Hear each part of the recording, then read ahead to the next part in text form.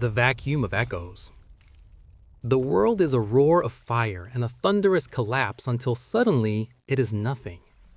A thick gray shroud falls over the horizon, and the scream of the eruption is replaced by a void so absolute it feels heavy against the eardrum. A survivor opens their mouth to cry out, but the sound falls flat at their feet like a stone dropped into deep mud. There is no echo, there is no reverb. There is only the thin, dry hiss of a scorching wind cutting through the darkness.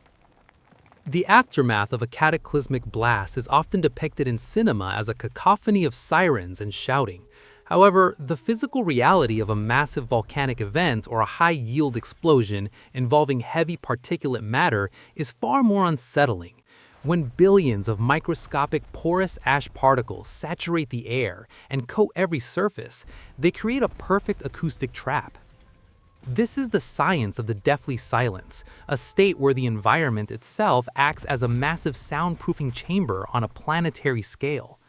To understand this phenomenon, one must look at how sound waves travel. Normally, sound bounces off hard surfaces like buildings, rocks, and the ground, creating the ambient resonance that humans perceive as space. But when a layer of thick volcanic ash descends, it acts as a total absorbent. Ash is not like sand or dirt. Under a microscope, it is a collection of tiny, jagged, glass-like shards filled with air pockets. These pockets catch sound waves and vibrate until the energy is converted into heat. The sound does not bounce back. It is swallowed. In the minutes following the initial blast, the atmosphere undergoes a terrifying transformation. As the ash cloud expands, it dampens the high frequencies first. The chirping of birds and the rustling of leaves vanish instantly.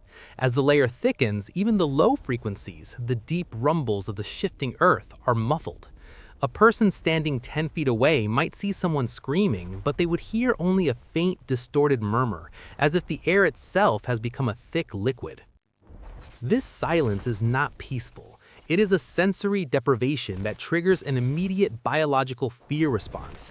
Humans rely on sound to map their surroundings and sense danger. When the acoustic feedback of the world is removed, the brain struggles to process the lack of input. The only sound that remains is the one generated from within the body, the thud of a racing heart and the rush of blood through the veins. Outside, the only external noise is the terrifying whistle of the hot wind. This wind does not sound like a normal breeze. Because the ash is so abrasive, the wind carries a metallic grating quality, a sharp hiss as it drags millions of particles across the ruins of the landscape.